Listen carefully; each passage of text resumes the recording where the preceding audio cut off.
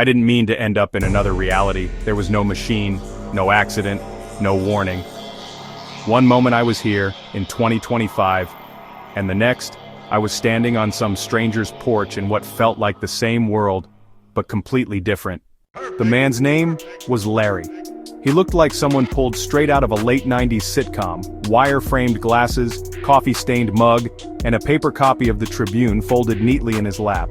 I asked him what day it was, what state we were in, who the president was. He gave me a strange look but answered anyway.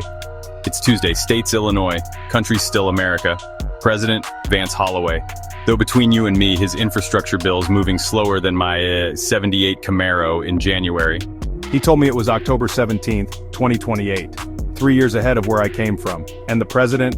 I'd never heard of Vance Holloway. In my world, Trump won the 2024 election. But here, Trump lost. I pushed Larry for more details. I asked about specific events from my world, like the assassination of Charlie Kirk on September 10th, 2025. That stopped him cold. Charlie Kirk? Yeah, he died. Same date, giving a speech at BYU, shot on stage. But then he added, things haven't been the same since. That was the moment it all turned. According to Larry, President Holloway responded to Kirk's assassination by sending National Guard troops to college campuses across the country. He called it a national security measure, claimed campuses were hotbeds for radicalism. The public didn't even get a chance to argue. Barely a week later, a Venezuelan naval force sank a U.S. Coast Guard cutter in the Caribbean. The government declared it an act of war. Suddenly, the United States was locked in open conflict, quietly, without headlines. Holloway invoked the War Powers Act. He nationalized several industries under emergency powers. By 2026, rationing had started.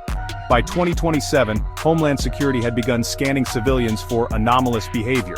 When I asked Larry what daily life was like now, he didn't sugarcoat it. Ration cards for gas, curfew at 9.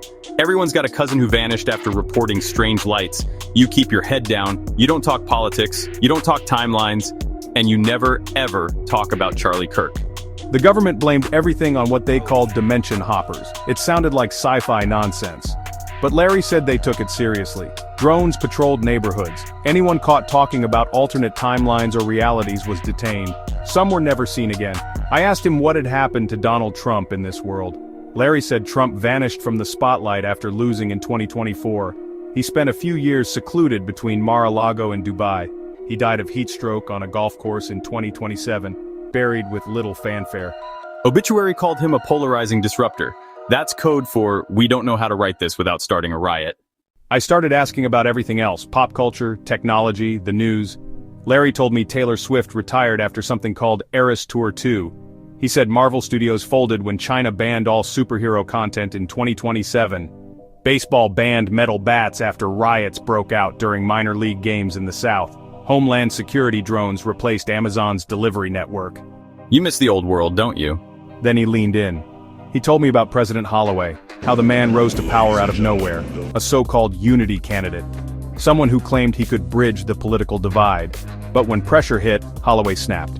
When Charlie Kirk was assassinated, he didn't mourn. He moved pieces. Declared universities to be national security risks. He used fear to solidify power. And when Venezuela retaliated after a U.S. strike on a smuggling boat, he used the conflict to lock the country down even further.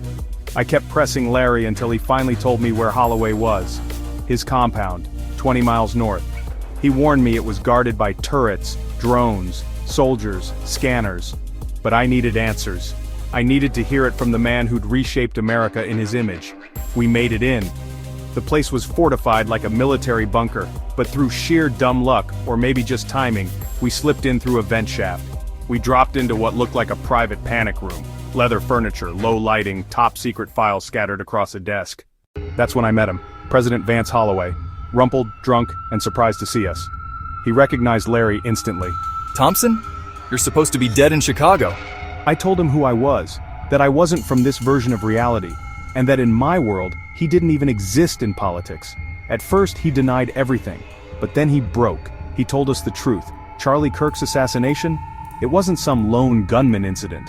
The shooter, Tyler Robinson, was on Holloway's payroll, not to kill Kirk at first, but to infiltrate the MAGA circles. Robinson found something. Evidence. Recordings of Holloway bribing election officials in 3 swing states. When Holloway realized the leak was coming, he panicked. He gave the kill order, then erased the shooter from existence. The rest unraveled fast. He used the chaos to implement emergency powers, created the story of dimension hoppers to control the narrative. Anyone who questioned his authority was labeled an anomaly. Larry was right. The fear wasn't an accident, it was the plan. I asked Holloway if he thought it was worth it. If killing Charlie Kirk was worth the empire of silence he'd built. He didn't answer right away. He just looked down at a framed photo on his desk. Kirk grilling burgers, smiling with people I didn't recognize. His wife sent me a letter, asked if Charlie suffered. He said he burned it. He couldn't bear to read it. Then he said something I'll never forget. It wasn't about saving myself anymore. It was about making sure no one remembered how happy he made people. I couldn't stand watching someone I envied become a martyr. After that, there wasn't much more to say. We left Holloway in that panic room.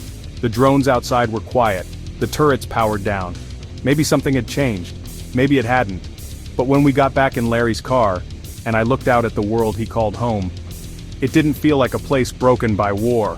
It felt like a place broken by shame, by fear, by the lie that power was ever worth more than truth. I don't know how I got there, and I don't know how I got back.